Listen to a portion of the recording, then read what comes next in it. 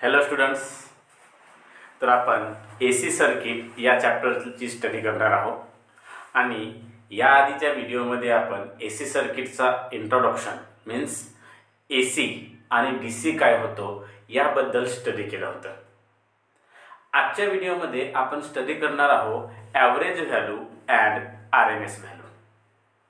आता average value आणि RMS value हे काढण्याची काय बरं गरज आहे आणि ॲव्हरेज व्हॅल्यू आणि RMS व्हॅल्यू काय होतो याबद्दल आपण आजच्या व्हिडिओमध्ये डिटेलमध्ये स्टडी करू। त्याआधी या आधीच्या व्हिडिओमध्ये आपण जे काय स्टडी केलं होतं त्यामध्ये आपण बघितलं होतं की जो AC करंट AC म्हणजे अल्टरनेटिंग करंट जो आहे किंवा अल्टरनेटिंग EMF जो आहे, जो AC सर्किट्स आहेत त्या AC सर्किट मधला जो AC करंट म्हणजे अल्टरनेटिंग करंट किंवा अल्टरनेटिव्ह EMF जो आहे त्याचा जो ग्राफ आहे तो ग्राफ सायनोसायडल वेने निघतो। म्हणजे आपण असं बघितलं होतं की या टाइपने आपण ड्रॉ केलं होतं। इकडे जर टाइम असेल आणि इकडे जर समजा मी EMF लिहित आहोत तो ग्राफ या टाइपने ड्रॉ होतो, बरोबर। आणि या टाइपने तो ग्राफ फ्लो होतो आणि या मधामध्ये या साइडला पॉझिटिव्ह तर या साइडला काय असतो निगेटिव्ह। म्हणजे याचा अर्थ इथून जर का समजा स्टार्ट होत असेल आणि इथे जर एंड होत असेल तर एक complete one cycle end complete होईल आणि या मधामध्ये जी कंप्लीट सायकल होत आहे त्याच्या हाफ सायकल मध्ये पॉझिटिव्ह आणि हाफ सायकल मध्ये निगेटिव्ह पोलॅरिटी असतो, बरोबर। आता ॲव्हरेज काढण्याची गरज का बरं आहे? कारण लक्षात ठेवा आपल्या घरी येणारी जी लाईट आहे ती इलेक्ट्रिसिटी, त्या इलेक्ट्रिसिटी पासून येणारा जो व्होल्टेज किंवा करंट आहे तो या टाइपचा आहे। मग या टाइपचा जर करंट जर असेल आणि आपण जर करंट किंवा EMF म्हणजे व्होल्टेज जर मेजर करायचं असेल तर यांना मेजर करण्यासाठी दोन इन्स्ट्रुमेंटचा यूज करतो, तो म्हणजे ॲमीटर आणि व्होल्टमीटर। ॲमीटरने आपण करंट आणि व्होल्टमीटरने आपण EMF मेजर करतो। मग ॲमीटरने करंट आणि व्होल्टमीटरने EMF जर मेजर करत आहोत तर ते ॲमीटर आणि व्होल्टमीटर हे अल्टरनेटिंग करंट किंवा अल्टरनेटिंग EMF ला मेजर करू शकत नाही। तर ते जे इन्स्ट्रुमेंट आहे ते इन्स्ट्रुमेंट हे ॲव्हरेज करंट किंवा ॲव्हरेज EMF ला मेजर करतात। म्हणून त्या गोष्टीसाठी आपण काय फाइंड करतो, ॲव्हरेज व्हॅल्यू फाइंड करतो। राहिलं लक्षात? आता ॲव्हरेज व्हॅल्यू फाइंड करायचं असेल तर या आधीच्या व्हिडिओमध्ये आपण बघितलेलं आहे की alternating EMF I equal to होतो I नॉट साइन थीटा, म्हणजे ज्याला आपण म्हटलं होतं I naught sine omega t. EMF लिहितो म्हटलं तर E नॉट साइन थीटा किंवा E naught sine omega t, बरोबर। तर अशा टाइपने आपण अल्टरनेटिंग करंट आणि अल्टरनेटिंग EMF लिहितो। आता जर समजा मला हे अल्टरनेटिंग EMF ॲमीटरचा यूज करायचं असेल आणि करंट मेजर करायचं असेल तर ॲमीटर ह्या अल्टरनेटिंग करंटला मेजर करू शकत नाही किंवा व्होल्टमीटर ह्या अल्टरनेटिंग EMF ला मेजर करू शकत नाही। तर ॲमीटर जर मेजर करेल, ज्या करंटला मेजर करेल तो करंट असणार ॲव्हरेज करंट आणि व्होल्टमीटर ज्या EMF ला मेजर करेल तो EMF असणार ॲव्हरेज EMF। मग आपल्याला ही व्हॅल्यू माहिती पाहिजे। मग ही व्हॅल्यू जर माहित करायची जर असेल तर याचा अर्थ ह्या सायनोसायडल वेव्हचा आपल्याला ॲव्हरेज काढावं लागेल। मग आपल्याला माहिती आहे की सायनोसायडल वेव्ह साइन थीटावर डिपेंड असते, म्हणजे साइन ओमेगा टी वर डिपेंड असते, बरोबर। म्हणजे आपल्याला ॲव्हरेज कोणाचं काढावं लागेल, साइन ओमेगा टी म्हणजेच साइन थीटाचं ॲव्हरेज काढावं लागेल, बरोबर। आता साइन थीटाचं जर ॲव्हरेज जर काढायचं जर असेल तर साइन थीटाचं ॲव्हरेज काढण्यासाठी ॲव्हरेज कुठपासून कुठपर्यंत निघतो तर कधीही ॲव्हरेज एका कंप्लीट सायकलचा काढावा लागेल। आता जर का समजा मी ॲव्हरेज कंप्लीट सायकलचा काढतो म्हटलो तर यापैकी काही पोर्शन पॉझिटिव्ह काही पोर्शन निगेटिव्ह येणार आणि जेव्हा मी ॲव्हरेज काढणार ते दोन्ही एकमेकाला कॅन्सल आउट करणार। अशा वेळी एका कंप्लीट सायकलचा जर ॲव्हरेज काढतो म्हटलं तर ॲव्हरेज करंट किंवा average EMF in a one cycle किंवा in a complete cycle, in a complete cycle is 0। तर अशा वेळी ॲव्हरेज करंट किंवा ॲव्हरेज EMF जो निघेल एका कंप्लीट सायकलचा तो कसा येतो 0। मग मला सांगा, जर कंप्लीट सायकलचा ईएमएफ किंवा करंट, ॲव्हरेज करंट हा जर 0 येत असेल तर कंप्लीट सायकलचा आपण ईएमएफ किंवा ॲव्हरेज करंट काढूच शकत नाही. तर अशा वेळी आपल्याला ॲव्हरेज करंट किंवा ॲव्हरेज ईएमएफ जर काढायचं असेल तर मग आपल्याला हाफ सायकलचं काढावं लागतो. कोणाचं काढावं लागणार? हाफ सायकलचं. क्लिअर? म्हणून एकतर पॉझिटिव्ह किंवा एकतर निगेटिव्ह कोणत्याही एका हाफ सायकलचा आपण काय काढू शकतो? ॲव्हरेज करंट किंवा ॲव्हरेज व्होल्टेज काढू शकतो. बरं, ॲव्हरेज ईएमएफ किंवा ॲव्हरेज करंट काढण्यासाठी मला सांगा, मी कोणाचा ॲव्हरेज काढण्याची गरज असते म्हटलं? साइन थिटाच्या. म्हणजे याचा अर्थ आपल्याला आधी साइन थिटाचा ॲव्हरेज काढावा लागेल.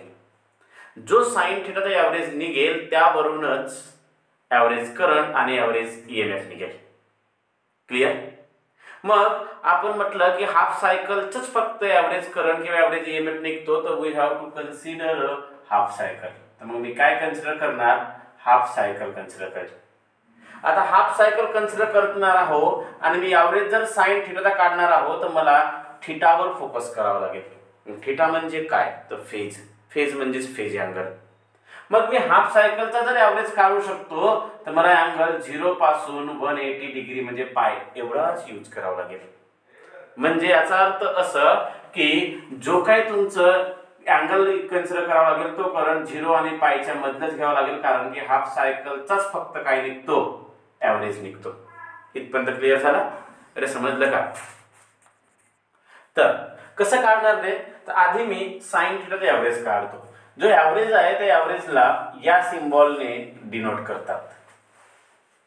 ते ॲव्हरेज ऑफ साइन थिटा काढलं. आता मला सांगा, कोणत्याही गोष्टीचा ॲव्हरेज कसं काढले जाते? ॲव्हरेज कसं काढतो आपण? ॲव्हरेज जर काढायचं असेल तर sum of the objects divide by number of objects, याला ॲव्हरेज म्हणतो आपण. Sum of the objects divide मध्ये number of objects called as average. तर मला सांगा, ह्या इथपासून तर इथपर्यंत प्रत्येक अँगलवर साइन थिटाची व्हॅल्यू ही काय होणार आहे? चेंज होणार आहे. म्हणजे साइन 0 0, साइन 1 डिग्री काहीतरी येईल, साइन 2 डिग्री, साइन 3 डिग्री, असं करत करत साइन 90 डिग्रीवर जाणार आणि नंतर साइन 180 डिग्रीपर्यंत ती जी व्हॅल्यू आहे ती व्हॅल्यू चेंज होत जाणार. क्लिअर? मग जर ती व्हॅल्यू चेंज होत असेल तर प्रत्येक अँगलच्या साइन थिटाची मला सम करावं लागेल. आता पॉसिबल नाहीये की प्रत्येक अँगलच्या साइन थिटाची सम करणे, म्हणून आपल्याला जर सम करायचं असेल तर सम करण्यासाठी आपण कॅल्क्युलसचा यूज करतो. आणि त्या कॅल्क्युलस मधलं आपण काय घेतो? इंटिग्रेशन. तर इंटिग्रेशन ऑफ साइन थिटा काय घ्यावं लागेल मला? Integration of sine theta into d theta, कारण इथे थिटा असल्यामुळे मला लिहावं लागेल डी थिटा. समजलं? इंटिग्रेशनचा मीनिंग ह्या इथपासून इथपर्यंत काय होणार आहे? सम. कुठपासून? 0 पासून पायपर्यंत सर्व साइन थिटाची काय होणार आहे? सम. म्हणून मला इथे 0 टू पाय असा लिमिट द्यावं लागेल. बरोबर? डिवाइड मध्ये नंबर ऑफ टर्म्स. आता सम ऑफ द टर्म्स झाल्या, डिवाइड मध्ये नंबर ऑफ टर्म्स. आता सम ऑफ द टर्म्स जर झाल्या तर सम कोणाचा घेतला? साइन थिटाची. आता नंबर ऑफ टर्म्स किती? म्हणजेच याचा अर्थ इथपासून इथपर्यंत किती अँगल्स? समजा for example 180, 1 degree, 2 degree, 3 degree असं 180 डिग्री जर घेतलो तर साइन 1, साइन 2, साइन 3 असं साइन 180 पर्यंत सर्वांची ॲडिशन करावी लागली असती, जे मी ह्या इंटिग्रेशनच्या सिम्बॉलचा यूज करून केलं. तर मला सांगा, तर मला अँगल सुद्धा किती यूज करावे लागलेत? 180 अँगल्स. तर मला सांगा 180 अँगल्स यूज करायचं असेल तर 0 पासून 180 पर्यंत जेवढे अँगल आहेत त्या सर्वांचं नंबर ऑफ टर्म्स म्हणजे 180 अँगल्स घ्यावं लागेल. आणि त्या 180 अँगल्सला जर घ्यायचं असेल तर 1 पासून 180 पर्यंत सर्व अँगलची मला सम करावं लागेल, तेव्हाच ते टोटल नंबर ऑफ अँगल्स होणार. क्लिअर? म्हणून इथे मी घेणार इंटिग्रेशन ऑफ डी थिटा, जो अँगल आहे त्याचं इंटिग्रेशन केलं 0 पासून पाय पर्यंत. आणखी एकदा लक्षात, इम्पॉर्टंट टर्म आहे, याच्या नंतर इजी आहे. यासाठी इम्पॉर्टंट टर्म म्हणताय कारण की हा सम आणि हा टोटल इथे कन्फ्युज असतात. वरती जे टर्म असते ही सम ऑफ टर्म असते. सम ऑफ टर्म जो साइन थिटाची प्रत्येक अँगलवर आपण सर्वांची ॲडिशन केलं आणि ॲडिशन दाखवण्यासाठी आपण सम ऑफ इंटिग्रेशन यूज केलं. आणि जो खाली यूज करतो आपण ह्या काय असतात? ह्या असतात नंबर ऑफ टर्म्स.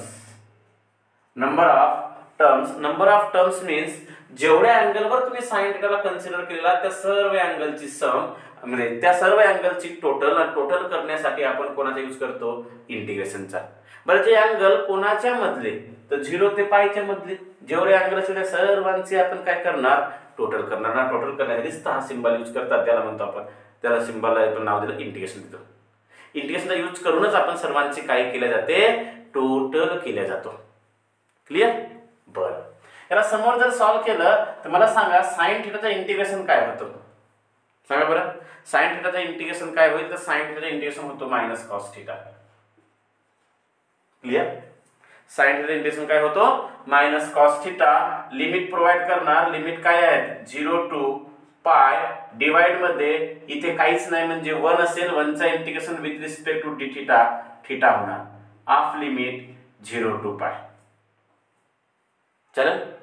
बरं, इथे तुम्ही जर असं नाही लिहिले integration of limit 0 to pi d theta, direct या ठिकाणी पाय जरी लिहिले तरी आन्सर बरोबर आहे, तरी तुम्हाला रॉंग मिळणार नाही. का बरं डायरेक्ट पाय, कारण आपल्याला माहिती आहे 0 ते पायच्या मधामध्ये टोटल नंबर ऑफ अँगल्स किती असतील, 180 आहेत.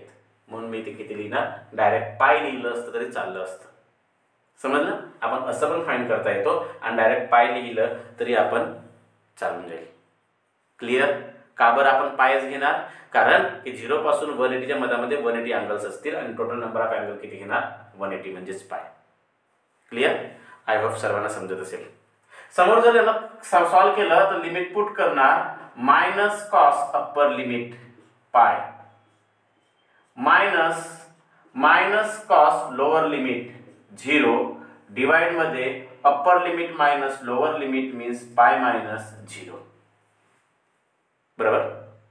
मग मला सांगा मायनस कॉस पाय किती होतो, तर मायनस कॉस पाय होतो -1, मायनस मायनस प्लस कॉस 0 होतो 1 आणि डिवाइड मध्ये पाय मायनस 0 पाय. बरोबर. Minus into minus plus 1 plus 1 2, तर 2 डिवाइडेड बाय काय राहणार, pi. 2 divided by pi. So average value of sine theta equal to, मला सांगा 2 डिवाइड बाय पाय ना पायची व्हॅल्यू किती असतो, 3.142. किती असतो, 3.142. तर 2 आणि 3.142 चा जर डिव्हिजन केला आपण, म्हणजे 2 ला डिवाइड केलं, याचा लॉग टेबल मध्ये व्हॅल्यू बघायची, याची लॉग टेबल मध्ये व्हॅल्यू बघून जर आपण अँटी लॉग जर केलं तर average value of sine theta तुम्हाला मिळेल 0.671. किती मिळतो, 0.637. समजलं. तर ॲव्हरेज व्हॅल्यू जी आहे ती ॲव्हरेज व्हॅल्यू तुम्हाला मिळेल 0.637. अरे क्लिअर झालं की समजलं इथपर्यंत, राहिलं लक्षात. तर अशा टाईपने आपण काय फाइंड करतो, average value of sine theta, जे आपल्याला काय मिळाली 0.637. क्लिअर. बरं, आता मला सांगा ही तर व्हॅल्यू झाली साइन थिटाची ॲव्हरेज व्हॅल्यू, कोणाची, साइन थिटा. बट मला कोण पाहिजे रे, ॲव्हरेज करंट. मग ॲव्हरेज करंट जर पाहिजे असेल तर मी आय ॲव्हरेज लिहिणार, आणि ॲव्हरेज जर करंट जर पाहिजे असेल तर ॲव्हरेज करंटची व्हॅल्यू काढायची जर असेल तर याचा अर्थ ह्या करंटला मला ॲव्हरेज करावं लागेल, आणि ह्या करंटला ॲव्हरेज करायचं असेल तर I0 into sine theta, sine थिटाचा ॲव्हरेज. कारण का I0 म्हणजे काय होतो, पीक व्हॅल्यू, तिचा ॲव्हरेज करण्याची गरज नसतं. मग कोणाची ॲव्हरेज करावं लागेल, साइन थिटाची, आणि साइन थिटाची ॲव्हरेज व्हॅल्यू काय आहे 0.637. म्हणून इथे काय येणार 0.637 याची ॲव्हरेज व्हॅल्यू इंटू I0. ही होणार ॲव्हरेज व्हॅल्यू ऑफ करंट. आणि नंबर 2 आपण फाइंड करू शकतो तसंच ॲव्हरेज व्हॅल्यू ऑफ EMF ही सुद्धा काय होणार 0.637 E0. Average value of EMF काय येणार 0.637 E0 आणि ॲव्हरेज व्हॅल्यू ऑफ करंट काय येणार 0.637 I0. क्लिअर झालं, तर समजलं. तर अशा टाईपने आपण काय फाइंड करतो, ॲव्हरेज व्हॅल्यू फाइंड करतो. क्लिअर. याच टाईपने आपण RMS व्हॅल्यू पण फाइंड करणार. काय फाइंड करणार, RMS व्हॅल्यू, ती पण इम्पॉर्टंट व्हॅल्यू आहे. तिची पण गरज आहे, पण तिची का बरं गरज आहे ते तुम्हाला समोर कळेलच. चला, एकपर्यंत क्लिअर झालं? काय झालं बघा. आता काय बघणार आपण? RMS value. चला, आता आपण स्टडी करणार आहोत RMS value means root mean square value. आता रूट मीन स्क्वेअर व्हॅल्यू काय होतो, का बरं root mean square value find करावा लागतो? तर लक्ष द्या, काय होतो, मीनचा मिनिंग ॲव्हरेज. मीनचा मिनिंग ॲव्हरेज. ॲव्हरेजचा स्क्वेअर करायचं, समजलं? किंवा रूट मीन स्क्वेअर व्हॅल्यूचा मिनिंग आधी स्क्वेअर करायचं, त्याचा मीन करायचं म्हणजे ॲव्हरेज काढायचं, आणि त्याचा मग काय करायचं, रूट करायचं. पण एवढ्या साऱ्या गोष्टी करण्याची गरज काय? का बरं रूट मीन म्हणजे RMS व्हॅल्यू फाइंड करावा लागतो? त्याचं कारण काय असेल तर RMS व्हॅल्यू फाइंड करण्याचं कारण असं आहे की मी आता थोड्या वेळा आधी सांगितलं तुम्हाला की ॲमीटर किंवा व्होल्टमीटर ह्या असं डिव्हाइसेस आहेत, हे कधीच अल्टरनेटिंग करंट किंवा अल्टरनेटिंग EMF ला मेजर करत नाही. तर हे डायरेक्ट काय करतात, तर हे ॲव्हरेज करंट किंवा ॲव्हरेज EMF ला मेजर करतात. मग आपल्याला अल्टरनेटिंग करंट किंवा अल्टरनेटिंग EMF ला जर मेजर करायचं असेल तर आपल्याला अशी प्रॉपर्टी यूज करावं लागेल जी त्याच्या पोलॅरिटीवर म्हणजेच पॉझिटिव्ह किंवा निगेटिव्ह डायरेक्शनवर डिपेंड नसेल. अशी प्रॉपर्टी यूज करावं लागेल, ज्या प्रॉपर्टीचा यूज करून आपण काय फाइंड करू शकतो, अल्टरनेटिंग करंट किंवा अल्टरनेटिंग EMF फाइंड करू शकतो. कारण आपण नॉर्मली ॲमीटर व्होल्टमीटरने कधीच अल्टरनेटिंग EMF किंवा अल्टरनेटिंग करंट फाइंड करू शकत नाही. म्हणून आपल्याला अशासाठी अशी प्रॉपर्टी यूज करावी लागणार आहे जी अल्टरनेटिंग EMF किंवा अल्टरनेटिंग करंट फाइंड करू शकेल, आणि ती प्रॉपर्टी म्हणजे असतो हीटिंग इफेक्ट. काय असतो? हीटिंग इफेक्ट, ज्याला आपण कॅपिटल H ने डिनोट करतो. हा जो हीटिंग इफेक्ट आहे, ह्या हीटिंग इफेक्टची हेल्प घेऊन आपण काय करतो, तर आपण अल्टरनेटिंग करंट किंवा अल्टरनेटिंग EMF फाइंड करतो. आता alternating current alternating EMF find करण्यासाठी जर आपल्याला हीटिंग इफेक्ट पाहिजे असेल तर हा जो हीटिंग इफेक्ट आहे, हीटिंग इफेक्ट हा स्क्वेअर ऑफ करंट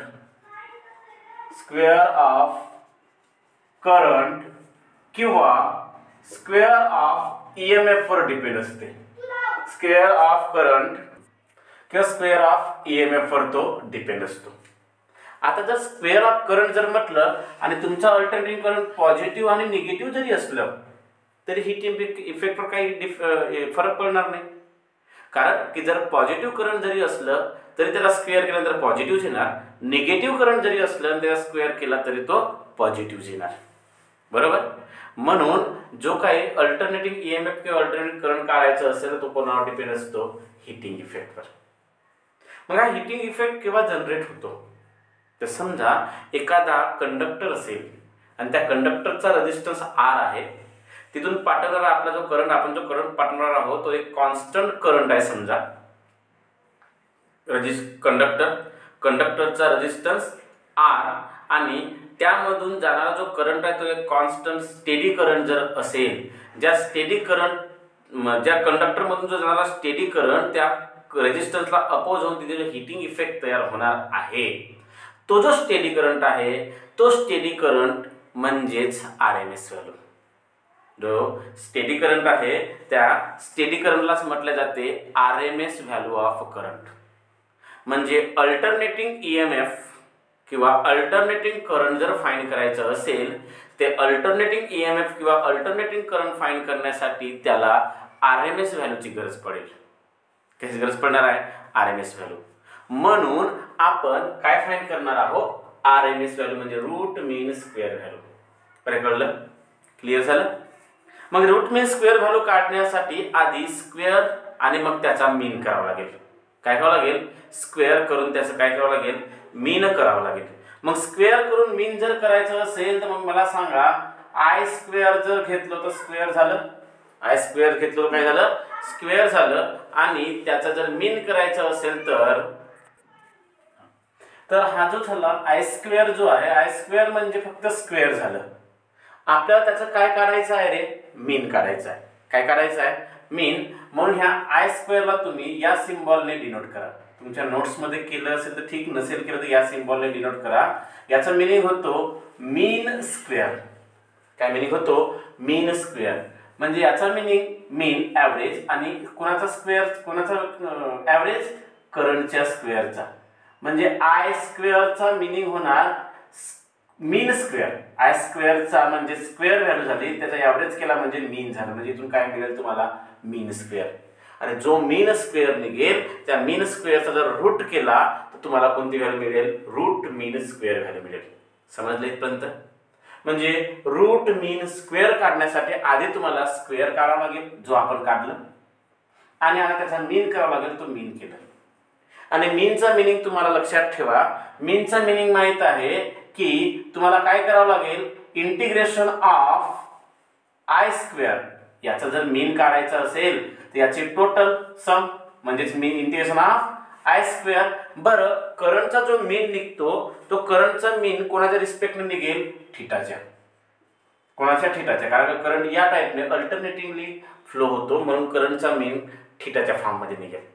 मग थीटाच्या फॉर्ममध्ये जर निघालं तर ह्या करंटला तुम्हाला म्हणजे सॉरी इंटिग्रेशनला तुम्हाला काय द्यावं लागणार, लिमिट द्यावं लागणार. आता लिमिट द्यायचं किती, लक्षात ठेवा.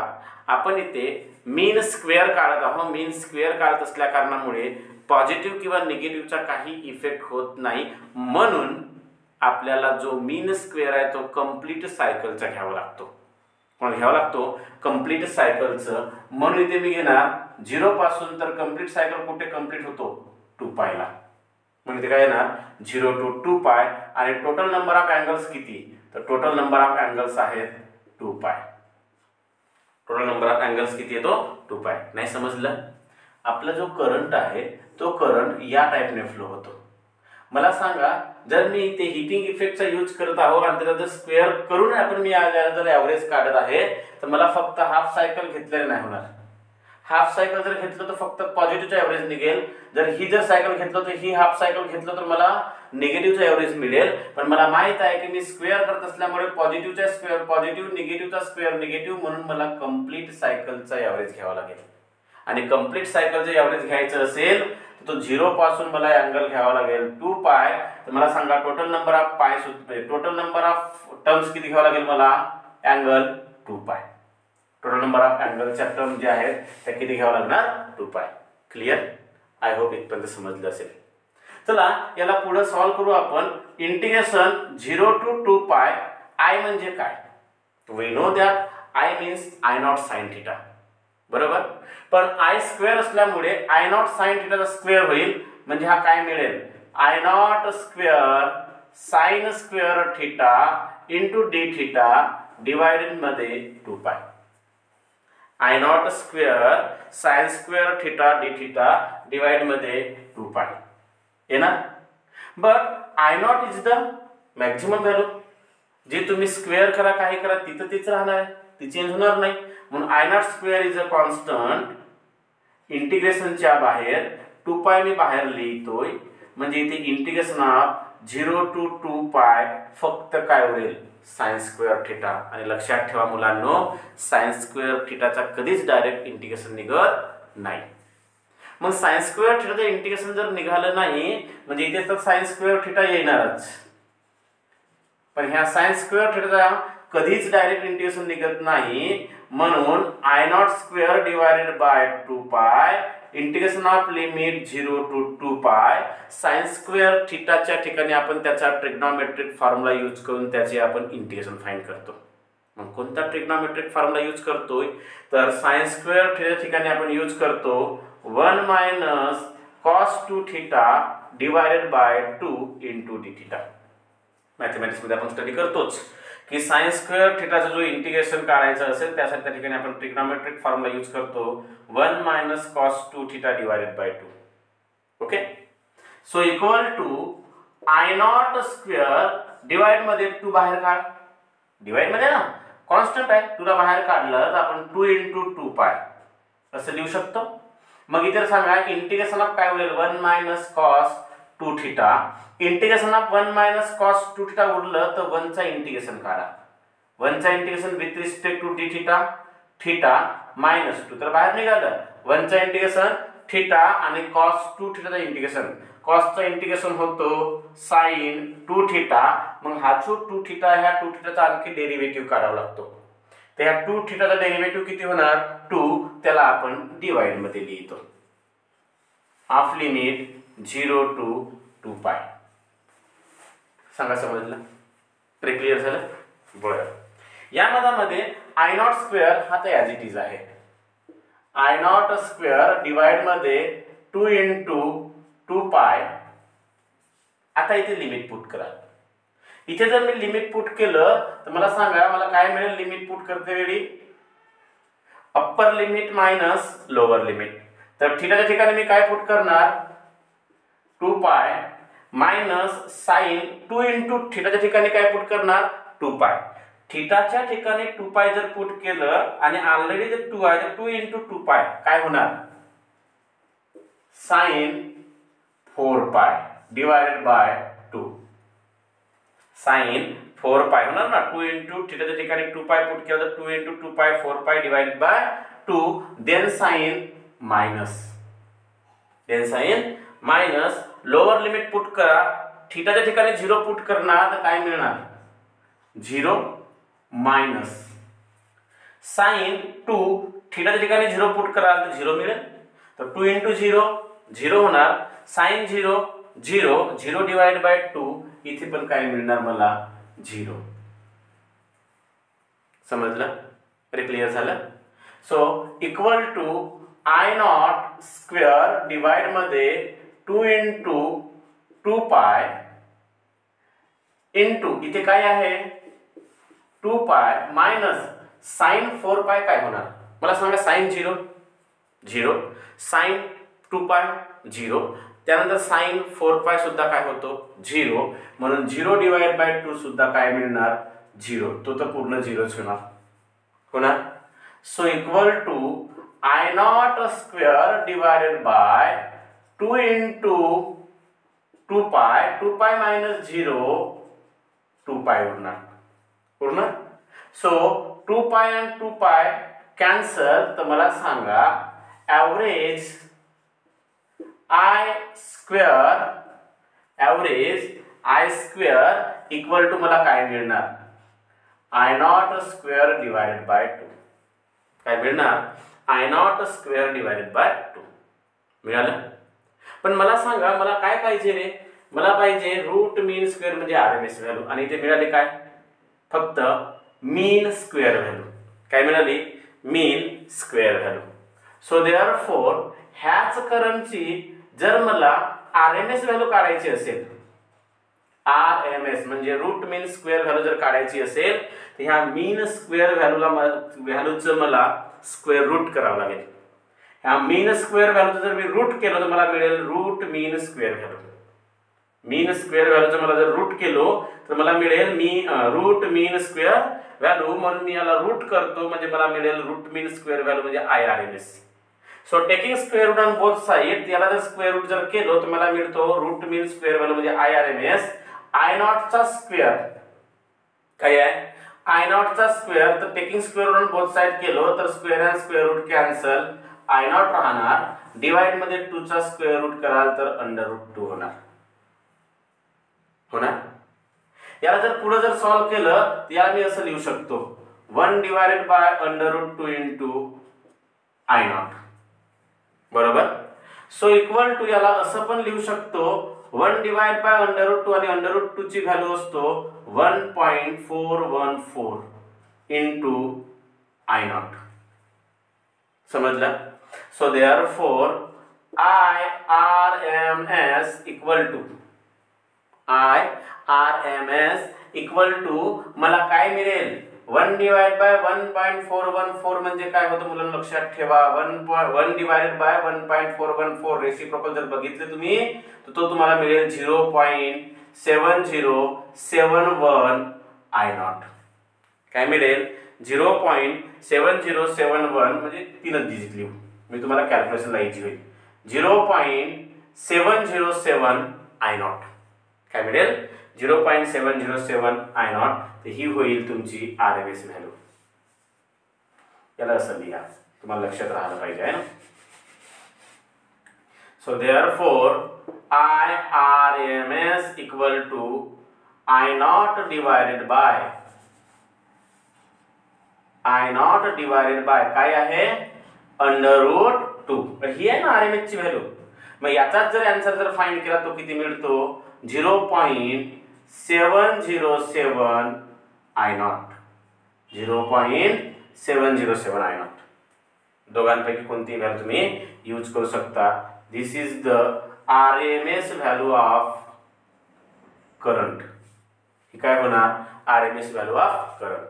सिमिलरली तुम्हाला जर EMF चा RMS व्हॅल्यू लिहायची असेल ते पण अशी होणार E नॉट डिवायडेड बाय √2 किंवा यालाच तुम्ही असं लिहू शकता 0.707 E naught.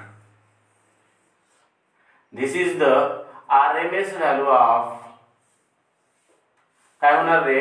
This is the RMS value of EMF.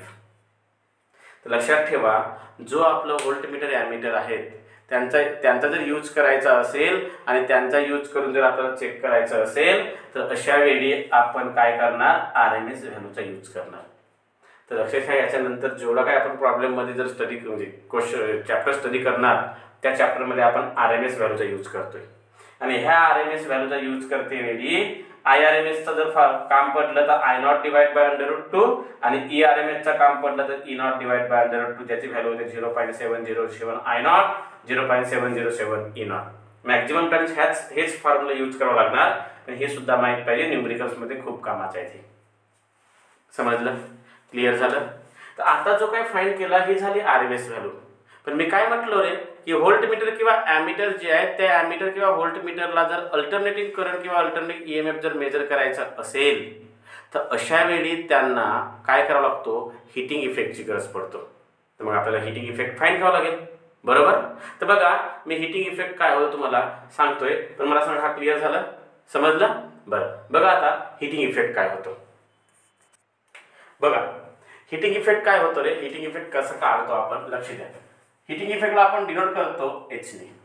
आता काय होतं हिटिंग इफेक्ट. मी सांगितलं की हिटिंग इफेक्ट हा कधी एका कंप्लीट सायकलसाठी निघतो. बरोबर. जर हिटिंग इफेक्ट हा एका कंप्लीट सायकलसाठी निघत असेल तर एका कंप्लीट सायकलचा जो पॉवर आहे कंप्लीट सायकलचं पूर्ण एक पॉवर जर असेल तर जर power measured complete cycle is called as heating effect. म्हणजे मला जो पॉवर आहे तो पॉवर जर फाइंड केलो मी म्हणजे तोच तुम्हाला काय मिळेल हिटिंग इफेक्ट. पण total power for one complete cycle. मग टोटल जर काढायचं असेल त्या पॉवरचा काय करावं लागेल इंटिग्रेशन. बरोबर. बरं पॉवर जो आहे तो पॉवर आपण अँगलच्या फॉर्म मध्ये नाही काढत. तर पॉवर हा टाइमच्या रिस्पेक्ट मध्ये निघतो म्हणून इथे काय येणार dt. बरं हिटिंग इफेक्ट हा एका कंप्लीट सायकलसाठी येत असल्या कारणामुळे त्याची जो टाइम आहे टाइमची सुरुवात 0 पासून होणार विथ रिस्पेक्ट टू t असल्यामुळे लिमिट आहे टाइमचं द्यावं लागेल. आणि एका कंप्लीट सायकलसाठी लागणाऱ्या टाइमला आपण म्हणणार टाइम पिरियड t. म्हणजे तुम्हाला टाइम लागेल 0 पासून t पर्यंत पॉवर इंटू dt. बरं हा जो पॉवर आहे हा पॉवर म्हणजे कोणता पॉवर असेल रे इलेक्ट्रिकल पॉवर. म्हणून integration of 0 to t electrical power असल्यामुळे EMF into current into dt. बरोबर. EMF into current into dt. So integration of 0 to t E म्हणजे EMF पण EMF म्हणजे काय होतो रे तर अकॉर्डिंग टू ओम्स ला V इक्वल टू IR होतो. तसंच E इक्वल टू सुद्धा काय लिहू शकतो आपण IR. आणि इंटू मध्ये हा कोण आहे I हा वेगळा I आणि E च्या ठिकाणी मी काय लिहिलो IR इंटू dt. बरोबर. So integration of limit 0 to t. बरं t म्हणजेच काय तर t च्या ठिकाणी मी असं पण लिहू शकतो 2π/ω.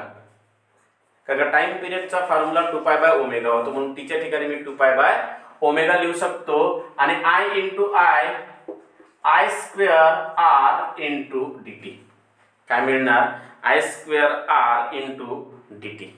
Clear. So equal to integration of limit 0 to 2π/ω. I म्हणजेच काय तर I म्हणजे होतो I नॉट साइन थीटा. बरोबर. I स्क्वेअर म्हणजे काय होणार I naught sine square theta into R into dt. क्लिअर. बट I नॉट चा स्क्वेअर जो आहे this is the constant value म्हणून हे इंटिग्रेशनच्या बाहेर निघेल, म्हणजे आय नॉटचा स्क्वेअर इंटिग्रेशनच्या बाहेर. रेजिस्टन्स सुद्धा चेंज होणार नाही, फक्त अल्टरनेटिंग करंट असल्यामुळे फेज चेंज होणार, म्हणून आर सुद्धा बाहेर निघेल. Integration of limit 0 to 2 pi by omega राहणार. आय नॉट स्क्वेअर आर बाहेर निघेल. आय नॉट स्क्वेअर आर हा कॉमन निघाला. Integration of limit 0 to 2 pi by omega. I naught square R बाहेर निघालं, उरलं कोण रे? Sign square theta. म्हणजे इथे काय राहणार? Sign square theta. बट इथे जर ओमेगा दिसत आहे तर मी थीटा न यूज करता थीटा ठिकाणी काय यूज करतो? Omega T. दुसरी गोष्ट, विथ रिस्पेक्ट टू टी असल्यामुळे मी थीटा नाही यूज करू शकत, म्हणून विथ रिस्पेक्ट टू टी असल्यामुळे मला थीटाची व्हॅल्यू लिहावं लागेल, जी काय असते? Omega t. आणि इनटू काय आहे? dt. इनटू काय असेल? dt. So I naught square R. Sine स्क्वेअरचं इंटिग्रेशन निघत नाही हे पण आपल्याला माहिती आहे, मग साइन स्क्वेअरचं इंटिग्रेशन निघत नसल्या कारणामुळे integration of limit 0 to 2 pi by omega sine स्क्वेअरचा इंटिग्रेशन होणार. सॉरी, साइन स्क्वेअर ठिकाणी मला यूज करावं लागेल 1 मायनस कॉस 2 थीटा, पण थीटाच्या ठिकाणी कोण आहे? Omega T divided by 2 into dt. आताच थोड्या वेळा आधी आपण यूज केला होता हा फॉर्म्युला, बरोबर? So equal to I naught square R, two common इंटिग्रेशनच्या बाहेर निघणार. So integration of 0 to 2 pi by omega, मग काय उरणार इथे? 1 मायनस कॉस 2 ओमेगा टी आणि इंटू dt, बरोबर? So equal to I naught square R divided by 2, 1 चा इंटिग्रेशन टी, कारण विथ रिस्पेक्ट टू टी असल्यामुळे टी, मायनस कॉसचं इंटिग्रेशन. कॉसचं इंटिग्रेशन होणार साइन 2 ओमेगा टी डिवाइड मध्ये ह्या 2 ओमेगा टीचा आणखी डेरिव्हेटिव्ह करावा लागेल, आणि ह्या 2 ओमेगा टीचा डेरिव्हेटिव्ह होणार 2 omega of limit 0 to 2 pi by omega. Of limit 0 to 2 pi by omega. इथपर्यंत समजलं? क्लिअर झालं? आता लिमिट पुट करा, म्हणजेच I naught square R divided by 2 into limit put करणार, upper limit minus lower limit. टीच्या ठिकाणी काय पुट करणार? 2 pi by omega, then sine minus sine 2 omega. टीच्या ठिकाणी काय यूज करणार? 2 पाय बाय ओमेगा, आणि डिवाइड मध्ये काय आहे? 2 omega. Clear? Then sine minus lower limit put कराल, टीच्या ठिकाणी 0 मायनस आहे तर मायनस. ह्या टीच्या ठिकाणी जर तुम्ही 0 पुट केलं तर 2 ओमेगा इंटू 0 0 होणार, आणि साइन 0 0 तर हा पूर्ण काय होणार? 0. तर इथे काय येणार? 0. कळलं? अरे समजलं? पुढे जर सॉल्व केलं आपण तर I naught square R divided by 2 into, इथे मिळणार तुम्हाला 2 pi by omega minus omega या ओमेगा कॅन्सल, ओमेगा या ओमेगा कॅन्सल. तर 2 इंटू 2 काय होणार? 4 पाय. 2 इंटू 2 काय होणार? 4 पाय, म्हणजे साइन 4 पाय राहणार. आणि साइन 4 पाय जो आहे, साइन 4 पाय काय होणार रे? साइन 4 पाय 0 होतो, आता बघितलं होतं. आणि 0 डिवाइड बाय 2 ओमेगा म्हणजेच 0, बरोबर? सो इक्वल टू मला जो मिळणार आहे तो काय मिळणार आहे? तर मला सांगा, मी याला अरेंज करून लिहितो, बरोबर लक्ष द्या. इम्पॉर्टंट स्टेप आहे. आर लिहिलं तर लिहिलं into I naught square divided by 2, तर इथे लिहिणार मी I naught square divided by 2, बरोबर, into 2 pi by omega. 2 pi by omega, कारण की 2 pi by omega minus 0 2 pi by omega होणार. तर मला सांगा R into I naught square divide by 2 into 2 pi by omega. So therefore H equal to मला मिळेल, बरं याला मी असं पण लिहू शकतो, आणखी लक्ष द्या.